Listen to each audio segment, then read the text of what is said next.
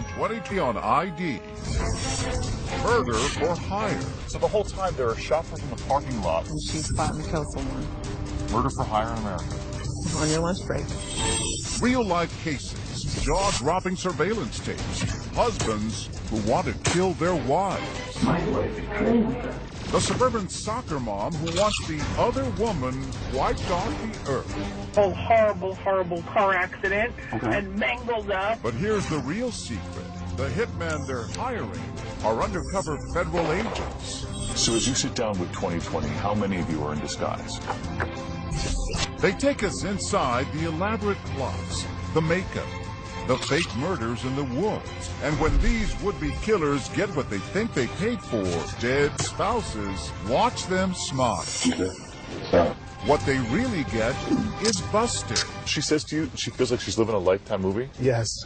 Now she's living a 2020. And you'll see it all go down.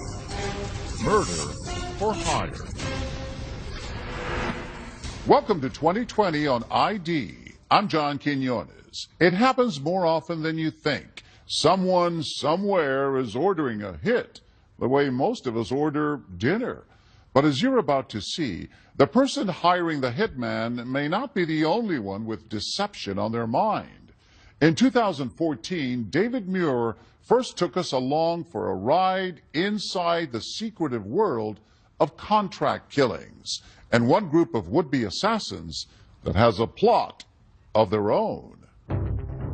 In every corner of America right now, people with criminal minds and black hearts are plotting, looking for someone to do their dirty work.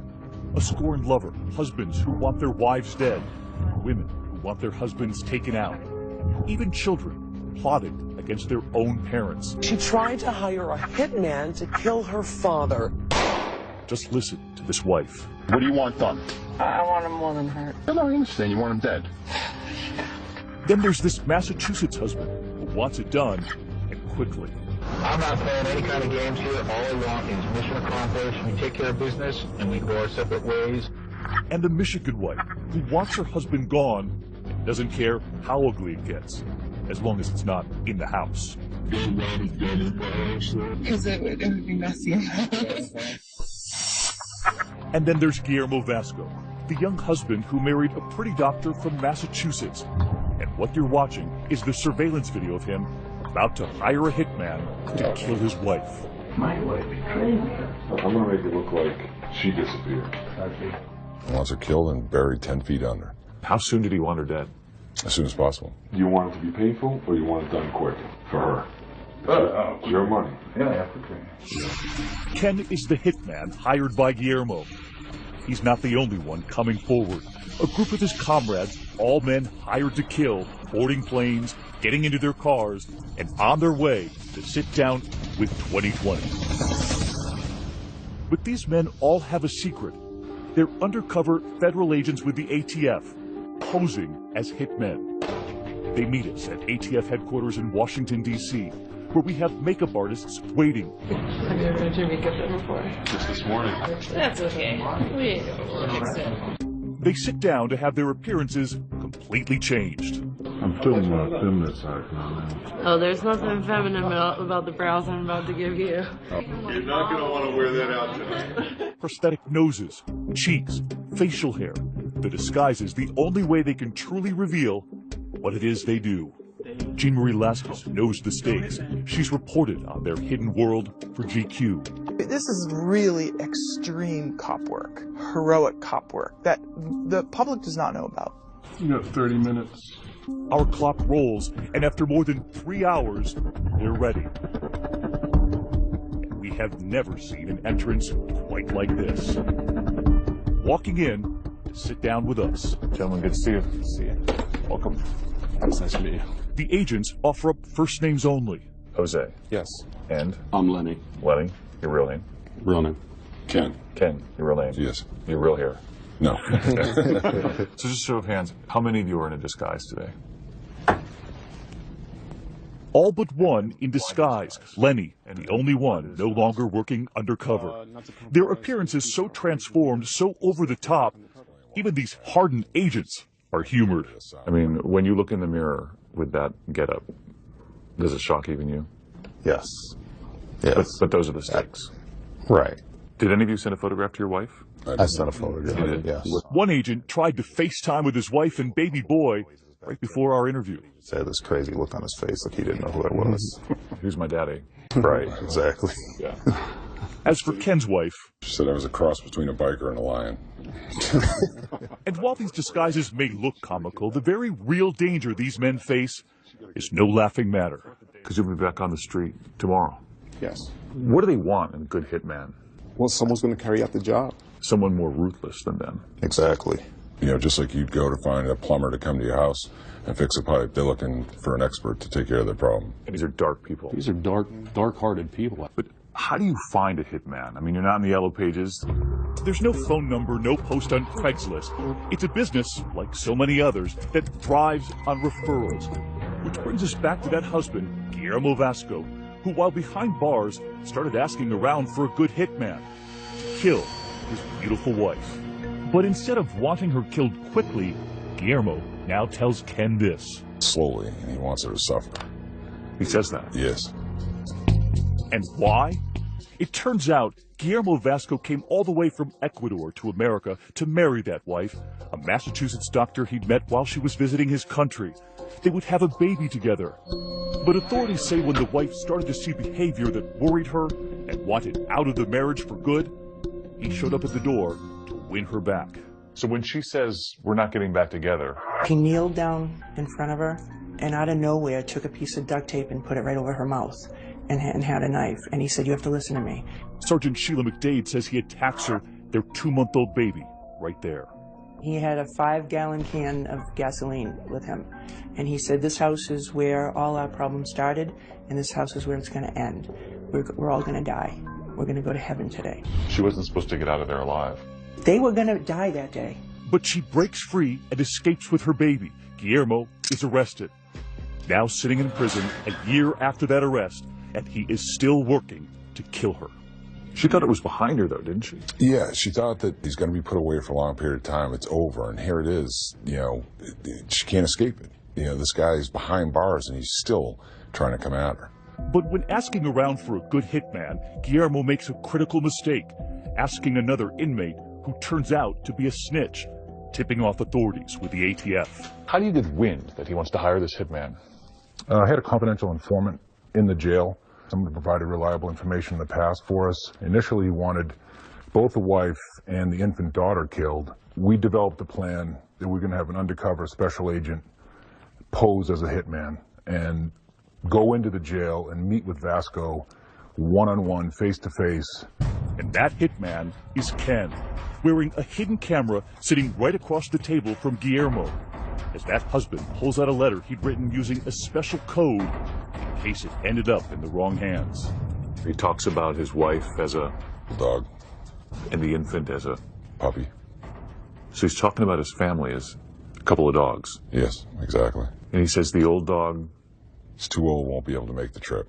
Our friends and their dog, Nikki, we take this trip down there. Nikki is very old and she's sick. She wants to buy this trip. No, this is my wife. Okay. Right. So we need to put her to sleep. And that's code for kill my wife. Kill my wife. Yeah. And incredibly listen as he offers instructions right down to how he wants her buried. We can bury her out of Massachusetts. Will be just perfect. Yeah, you know, it'll probably go north. Yeah. Because Maine, not many people up there. Lots of woods. Just make sure that be more than 10 feet down. So she doesn't show up again. And do not forget as long as I make her go away and she's not going to show up again. Do you really want her in cement? To keep her down? Yeah. When somebody hires a hitman, they're looking for someone who's going to encourage the job, go along with it. Yes. If they say, you know, I want them, you know, their throat slit and buried over here, you get that conversation. You may throw out another idea, like, well, what do you think about this? You know, I'm a hitman. I have to have ideas. What do you think about putting them in the water, though? You know, in the water, they disappear. You load them into those drums, you know, weight them down, get them down, they get eaten. There's not much left. I think I like that idea. Done. She'll be killed in the woods, stuffed into an old drum, and dumped at sea. Watch as the husband goes over pictures of the wife's house, where she's now raising their baby. And then he pulls out his own hand-drawn floor plan to help the hitman. And now, the money. What does he offer you? He offers me a rare coin collection that he said was worth thousands of dollars. And this whole thing's being recorded? Yes. Outside those prison walls, Agent Matt O'Shaughnessy hears the plot, the payment.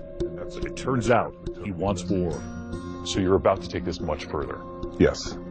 You won't believe they're about to enlist for help. You approach his wife. To put her husband away for good. She wanted to nail her husband. She did. What they're about to do with that wife in the middle of the woods. You have got to see this when we come back.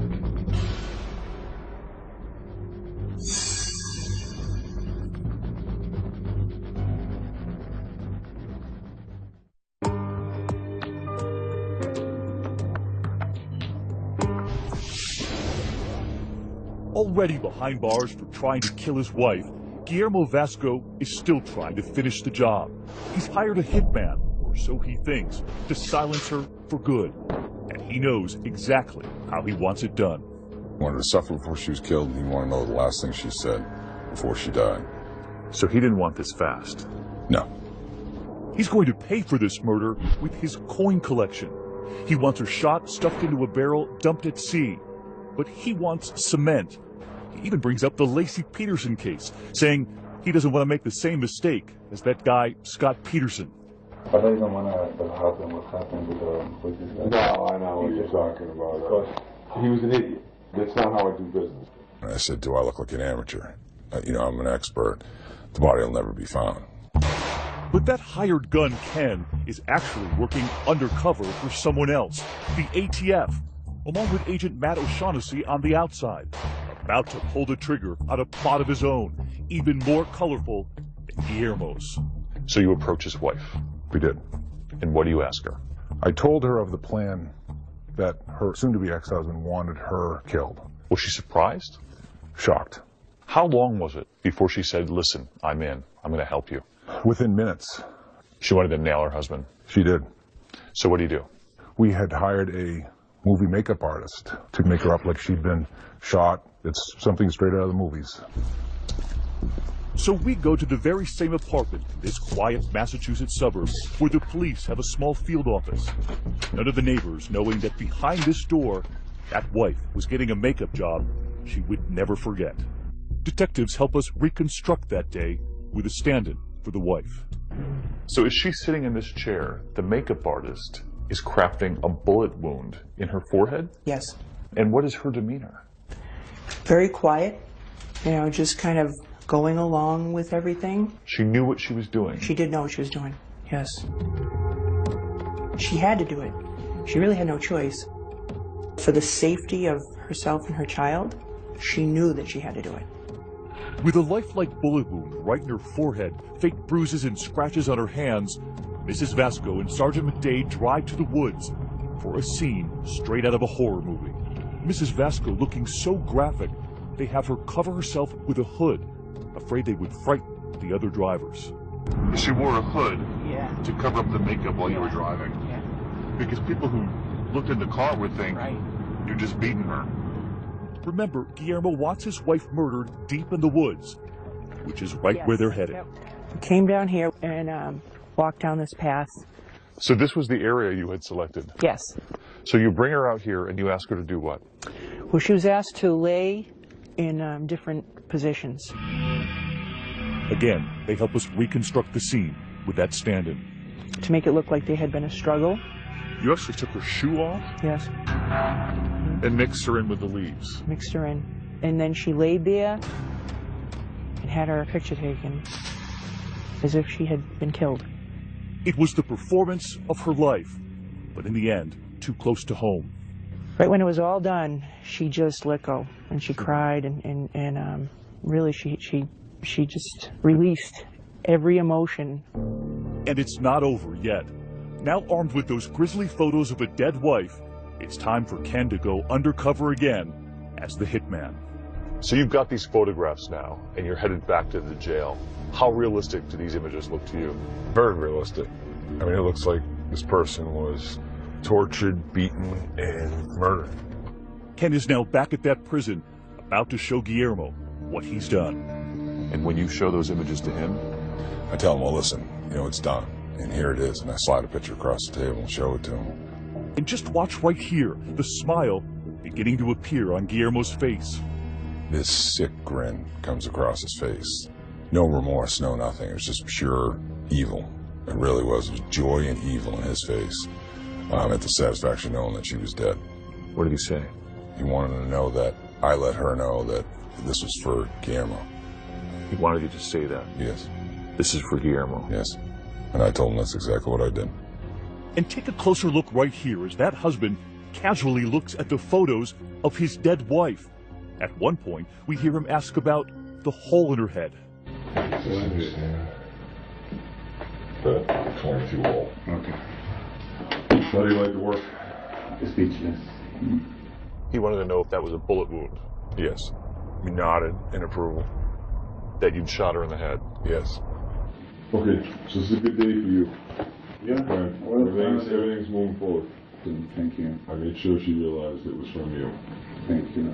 I appreciate it. And you guys are now my friendship. He said, I have you give him undying respect and loyalty for what you had done. So there was no question he was pleased? No question whatsoever. He thought his plan was carried out? Yes. Armed with everything they need, the undercover team about to return to that prison with their own surprise for Guillermo. Oh, good seeing you, man. At first, telling him his wife has disappeared. He denied any knowledge of where she could be. Was he concerned at all that his wife was missing? No. He didn't show any emotion towards it. He kept saying he didn't do it, he didn't know what they were talking about, and so they decided to bring me in. And when you walked into that room with your badge hanging around your neck? You could just see his shoulders slump, his head kind of dropped down, he was shaking his head, tears started coming out, and he knew he had been had. Where were the tears for his wife? There were no tears for his wife. Those tears were for him. He realized he was going to jail for a long time. Good work. And as for the wife, who had long ago washed that gruesome makeup off her face, she was finally ridding herself of the husband who had hoped that bullet hole was real. She saw the video. I mean, she saw it, you know. She saw her husband. Yes. Look at those photos and smile. She did. Still a doctor, still raising that daughter. I can't say it enough. She really, I mean, she's a hero, and she's just an amazing woman. Very, very strong. She figured out a way out. She did. Guillermo Vasco was sentenced to 20 years for the attempted hit on his wife and daughter, plus an additional 7 to 9 years for the original assault. The Vascos later divorced, and as of 2015, both mother and daughter are doing well. When we come back, a New Jersey soccer mom and the other woman in her sights. I think she's like 30 years old. She's got 2 kids. Shopping for a lot more than just groceries. I will be happiest when this woman is dead and buried and 6 feet up. But can undercover agents seal this deal? She's looking around, looking for cameras. Like all of a sudden cars are all over. If I get arrested, I'll lose my job. When we come back.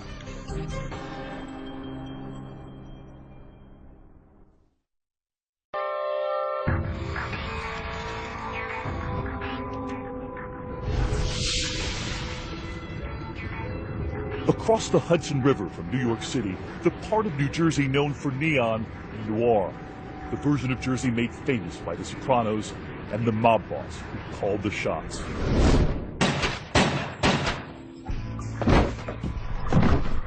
But the plot we're tracking tonight is about to play out in broad daylight, with a much different boss calling the shots. Right there on surveillance, that's Nicole Facenda, a suburban soccer mom and a scorned lover, sitting in a supermarket parking lot, unsuspecting shoppers pushing their carts right past her. So she's doing a little shopping, and then she comes out to meet with the hitman. Yes. Because that's what most people have on their grocery list. She did. Shopping for flowers, she says, but cops believe she's in the market for murder. How you doing? Hi, how are you? Have a seat. Plotting revenge on the other woman. So what can get done? You could just make her disappear. You could what can get done? All right, when you say disappear, like you want her out of this state, or you want to, you know? Like, so you're saying you could just go break her legs, or you could go do anything. And who is she trying to hire? You'll remember our hitmen, who are in fact undercover federal agents who've agreed to sit down with us as a group. But to do it, they spend hours getting disguised. Among them, an agent we're calling Jose, covered in a sort of goo before he gets a brand new appearance. They make a mold, and from there, they build new features for his face. There we go. The same agent who would sit in that car with that scorned lover. I don't want to keep beating around the bush, but as I said, hurt or dead, either or. And it turns out, it's not just her first time ordering up a hit. This is his first time as the hitman. And he takes us to where it all began. We rigged the car to avoid showing his face. How did she get to this point that she wanted to kill another woman? She was angered at the fact that he was leaving her, and she wanted her dead because she wanted to get back at him. Nicole's bad breakup, smiling here with that limo driver boyfriend, but that boyfriend with a double life. A few exits down the parkway, he has another girlfriend named Jennifer, a nurse. And it turns out, another family. 2 children with her. She's just a bitch who's been involved. I think she's like 30 years old. She's got 2 kids. You don't want to hear the whole. But she wants the boyfriend to live. She wants him to live because she wants him to grieve. She wants to watch him suffer. Yes. Nicole in the lonesome corner of a love triangle. And nobody puts Nicole in a corner. A little grocery shopping, a little homicide, just the cure for a broken heart. I've played every scenario through my head a million times. Do I want the car to go off the highway? Do I want someone to just come up and take her out? Do I want me to go into the house with my silencer and take them all out? Like, I go to sleep every night thinking. She goes to sleep at night wrestling with how to murder the other woman.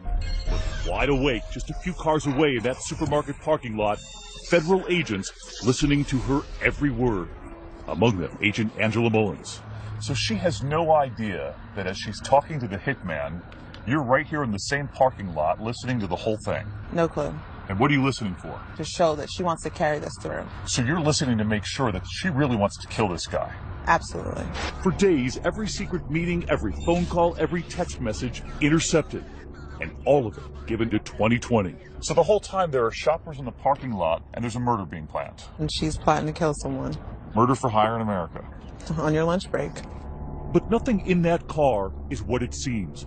The guy in the backseat right there is the man who introduces Nicole to the hitman. So she's thinking of the darkest person in her life, the person who might know a hitman out there. Yes. Ironically, the guy she relies on for help is a relative of her ex-boyfriend. And she asks him what? She asked him if he knew someone that is willing to kill someone for her. He knows right where to find her a hitman, because what she doesn't know is that he's long been an undercover informant for the feds. You just tell him the scenario, and he'll get it done. No keep Sarah. What's going through your mind when the person across from you wants someone killed?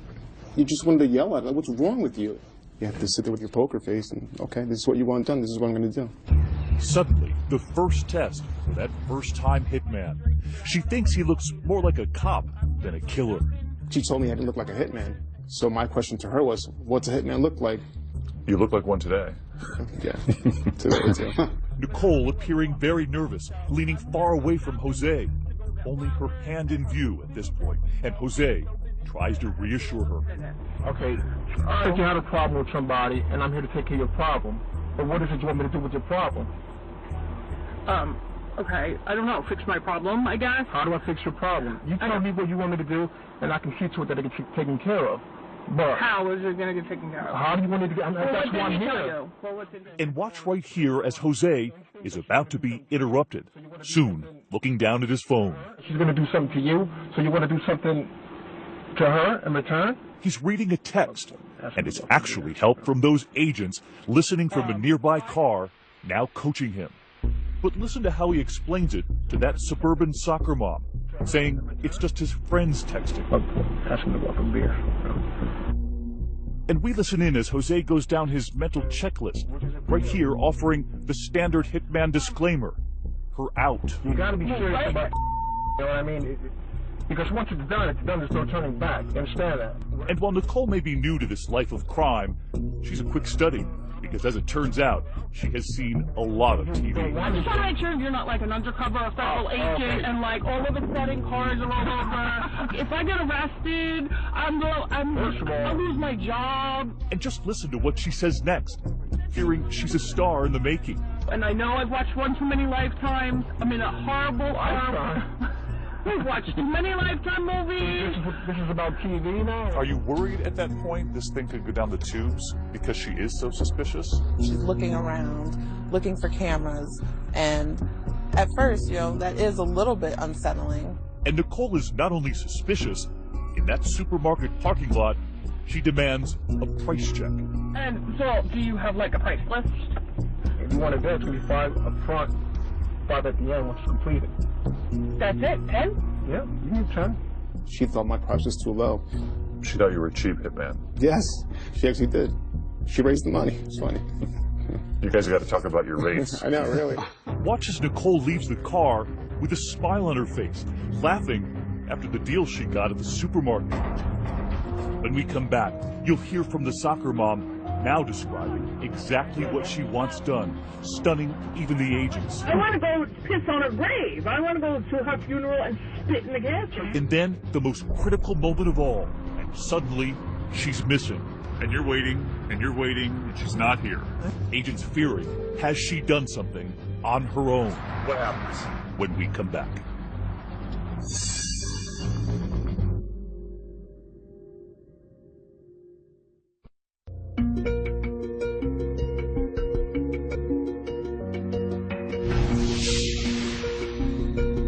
A sunny afternoon in broad daylight, and at the top of one shopper's list, the murder of the other woman.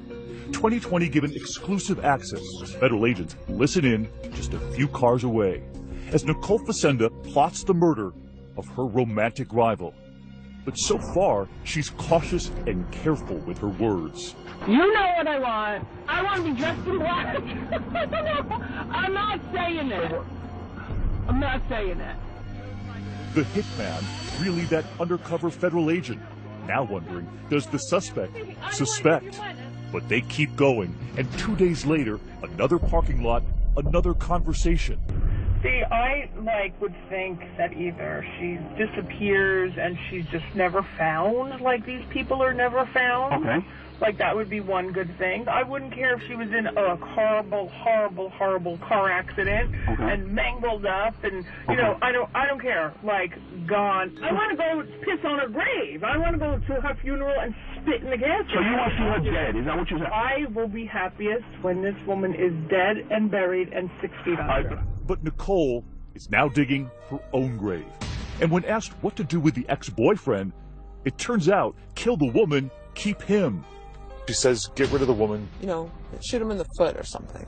I don't want him hurt, but if he's limping around, if he has a cast on, who cares? She wants to see him suffer. She wants to see him at the other woman's funeral. But perhaps darkest of all, listen to this. When asked what to do if the other woman's children get in the way, I don't give a shit. Let me tell you, and don't think I'm a bad person, but if something happened and one of the kids get killed, oh well, I'm sorry, you know what? So if the kids get in the way, take them out. Take them out. Kill them. Yep. She now agrees to pay $20,000 for the murder. And look at this. Authorities giving 2020 the photo she texted to make sure they get the right woman. And then she texts the picture of the girlfriend. Yeah, it doesn't get any more serious than that. And you'll remember the husband in the last case. He wanted proof, a picture of his wife shot in the woods. In this case, they offer Nicole the same thing, a photo. She doesn't want any Kodak moments. She wants something else. I can get him to give you a picture of her dead. Finished. I don't want a picture. Better get busted with the picture. I don't want any pictures. I'm gonna go to the funeral. She doesn't want a picture. She wants to go to the funeral. She wants to go to the funeral. She wants that satisfaction, knowing what she's done and kind of savor it, which is quite sick. So seeing the casket, she thinks is better proof than any picture. Absolutely. At the end of the rainbow, when it's all done and finished, you'll pay him the rest, correct? Then at the end of the rainbow, you know, we'll figure it out. Absolutely. when you see a bullet in her head from a picture, finished, will you have the money ready for him? Bottom line. Yeah, I will when it's done. Nicole is now one step away from closing the deal. She'll make a down payment, the balance due after Jennifer is dead. Murder on layaway. They set up another meet at a local restaurant, but she has no idea those ATF agents will be there too. You're right here at the Olive Garden. People are having dinner, like most people would at the Olive Garden, Right. and you're waiting for her to show up with cash. Right. And you're waiting, and she's not here. Exactly. And no sign of her. No sign of her. Suddenly stood up by their dinner date. Concerns racing through their heads. Has she changed her mind? Or worse, has she taken action on her own? They finally get her on the phone. Hey, where are you? And where had she been? Her son's soccer game. So get her on the phone? Get her on the phone. And where is she? She's over at the Exxon. Over here. They learn she's now just a few hundred feet away. Okay, he's moving. Who's gonna go now? The agents scrambled their wires, their cameras out of position. Listen, he's gonna have to walk over to the Exxon station. But the informant, the bag man, gets to the gas station to fill her up. She hands her the envelope. And what's inside? Her down payment, cash. How much cash? She did $2,000. So basically, it's a down payment on murder. It's a down payment on murder. You got her. Yep. 8:36 p.m. Special Agent Longi. This concludes the undercover meet. The agents have heard enough, but still no arrest. Nicole allowed to drive off. They want more evidence for an airtight case, as the murder for hire plot now enters its final hours. The next call I'm gonna do to you is when she's gone. She's 86, dead, finito. That's it. Once you're dead, you're dead. You follow where I'm going with this? Yeah. Nicole, at work at this New Jersey hotel, finally gets the phone call she says she'd been waiting for. The hit on the other woman. Sonny, the hitman's helper, is on the line, calling to say the job is done. Listen to me clearly. Jennifer's dead. No way. Jennifer's dead. But the other woman, of course, is very much alive. Now in protective custody, told by Agent Mullins, someone wants her killed. Pulled over her vehicle and informed her that there had been a threat against her life. I was on the phone with my mother and I said to her, Mom, let me call you back. I'm getting pulled over. So the lights go on. The lights go on. And you're thinking, I ran a red light? I'm thinking I'm speeding. I'm being caught on the phone. I didn't know what. They're behind you. They start walking after the car. Yes. The ATF officer places his badge against my window and says to me, "Are you Jennifer?" And I said yes. And he says to me, "Jennifer, there's been a hit for your life." I remember clearly saying it, flat out told her there had been a threat against your life, and we were there to protect you. And immediately I said to him, "Nicole Fresenda."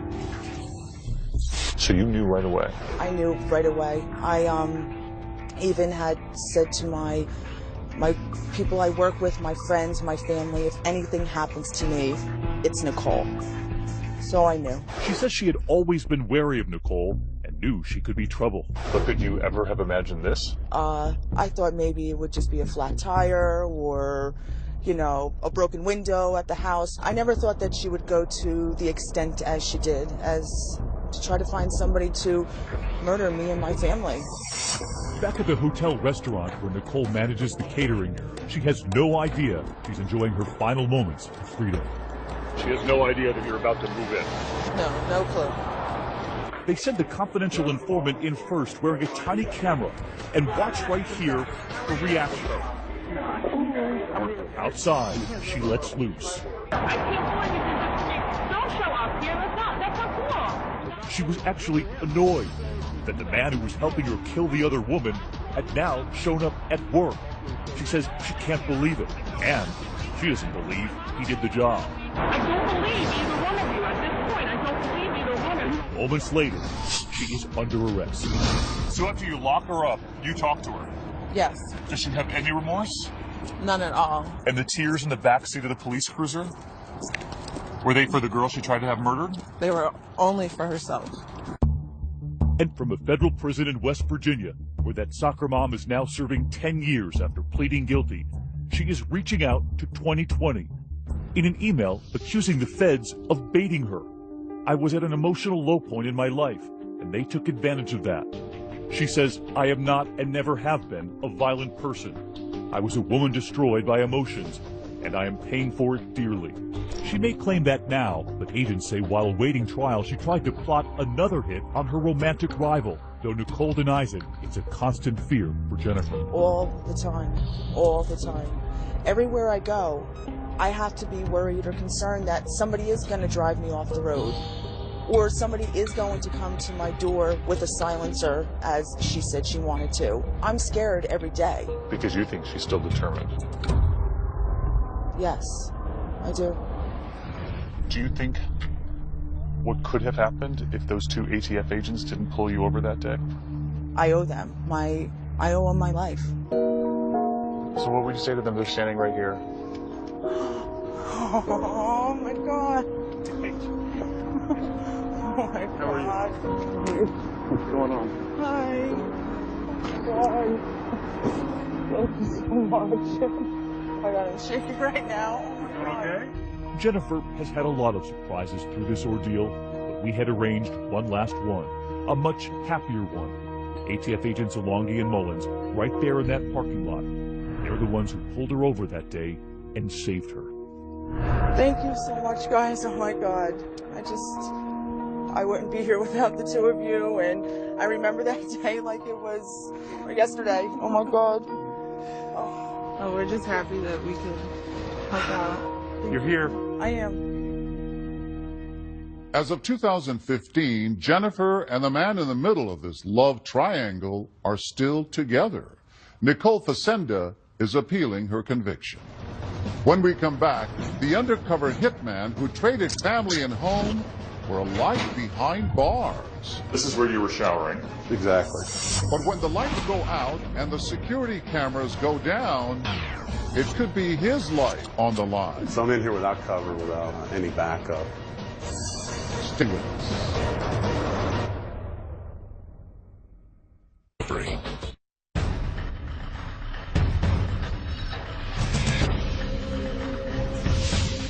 Ask any of these hitmen, these undercover agents, and they'll tell you by the time it gets to this, You want him dead? time is running out. In many cases, the clock is ticking. The clock is definitely ticking. Because you know that person's life is in danger. Because if they don't hire that fake hitman, they'll hire a real one. In every case, these men putting their own lives in danger. But there was nothing quite like this.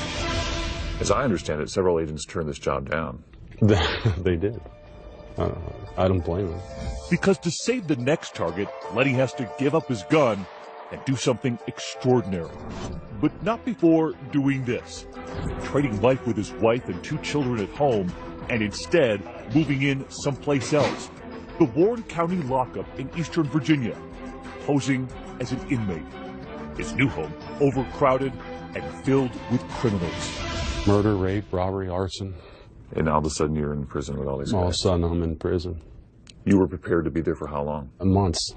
And here's why, the moment that started it all. Look in the driver's seat right there, a drug dealer about to be busted. Alright, gotta wait. This should be on location. That's him. The person getting in on the other side, a federal informant, Dave Jackson, who was buying drugs and helping the feds nab the bad guy.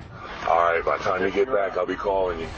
The drug dealer is arrested, and now behind bars, he is fuming. He wants that snitch in the passenger seat wiped off the earth. If he can get the federal informant killed, then he's scot-free. He's scot-free. He gets out of jail. But the bad guy needs a hitman to get the job done. And when the feds hear that that drug dealer, now behind bars, is asking other inmates, does anyone know a hitman? That's when they decide to send Lenny in as a fake inmate, a fake hitman. And just look at the photo we brought to our interview. So this is Lenny, huh? That is me. They laugh, but most wouldn't if they ran into someone who looked like this. His beard grown, wearing shackles, and wearing his new wardrobe. Just one of his new uniforms. Here, in his orange jumpsuit. And posing as a hitman now, serving some time, but about to go free. The story is he'll soon be available to kill again. Lenny will never forget what the guards did to him moments after that door slammed shut. Because remember, even the guards don't know Lenny is not a criminal. As we were getting ready to do the strip search, that's when I thought, I didn't think this through. I didn't think this through. You didn't sign up for that. Yeah, I was like, I did not think this one through. 2020 going behind those walls, through the locked doors, straight to the cells, where Lenny was thrown in with the criminals. Do you still remember the moment you walked into this place? Yes, I do. What was going through your mind? As soon as that door closed behind me, I was in at the window at that point. You booked him. I did book him. I mean, he was just normal. He was normal. A normal criminal. There is no bed for Lenny, and he has to steal a bunk from another inmate. So you had 40 or 50 inmates sharing the space with you. Exactly. You can hear the inmates just over the wall here. You had to find your own bed? Yeah, I just had to displace somebody else and take their bed to make it mine. Displace somebody else? Right. I wanted to put on the aura of I'm a dangerous guy. I'm not someone to be messed with. And remember, Lenny is here because that drug dealer, somewhere in here, wants to hire a hitman. But Lenny knows in order to nab him, he must now live the life of an inmate. This is where you were showering. Exactly. So just give me an idea of where you're going to the bathroom. I'm using a communal toilet like this one right here. The toilet is right here on camera. Right there on camera. In front of everyone, including the security guards, watching on surveillance. Inside, we see some of the inmates have calendars scratched on the wall, crossing off the days until freedom. The whole time, Lenny wondering when his freedom will come. You're hoping you're not going to end up the little spoon in a weird situation. That's a metaphor. Yeah, it's a metaphor. But his worries soon replaced with adrenaline, because word comes that the bad guy, the drug dealer J.R. Hackley, now knows there's a hitman behind bars right there with him. And just listen to what he's been told about that hitman. This guy's got bodies hanging on him. This guy's got bodies hanging on him means means I've killed people in the past. And Hackley says? Hackley immediately contacts me. And what does he say? I need this guy taken out. Like, what do you mean by taken out? I need him gone forever. I need him, eliminated. And you're thinking? I'm thinking this is a home run. But in this high-stakes game, a sudden curveball. Because while all the guards and inmates believe Lenny is a real criminal, he knows the one thing protecting him are the surveillance cameras. But then a huge storm hits. Everything, every one of those cameras, knocked out. Suddenly these cameras go dark. So I'm in here without cover, without any backup. But incredibly, even in the dark, listen to how quickly things move. He meets the criminal, he plays the role of hitman, and he's hired for the job. How's he going to pay you? With a motorcycle. Within hours, the cover team now gets him out. And all that's left is the murder. He's off to the murder scene, and right there waiting, the guy he's supposed to kill. The federal informant that was once sitting in that passenger seat buying the drugs, nailing the drug dealer, now talking to 2020. In order to convince him that you were dead, they concocted a plan. They came to me and said, look, we're going to fake your death. But even before federal agents can give him the script, direct the scene, he turns out to be quite an actor. I said, I got this. He tells them what a drive-by shooting should look like. I was laying down something like this. And this is the photo they took, proving the hitman had done his job. That snitch snuffed out. And look at this. As proof that they killed him, they take that photo and insert it, putting it onto the front page of a real newspaper, giving it a headline, "Unidentified man found shot to death." And they're about to take that newspaper to the criminal who wants him dead. And just listen to what he says when he reads it. A proud drug dealer staring at a headline, but now staring at 25 years in prison because of it. For Lenny, it is another triumph, as he now prepares to return to his other life as a dad of two, as we walk through that neighborhood where that murder for hire plot was concocted. Hits are playing out in neighborhoods all across America. Yeah, that's true. Plans are being hatched with kids playing outdoors. Yep. We're in middle-day modern America. You have kids playing all around you, and there's nefarious individuals playing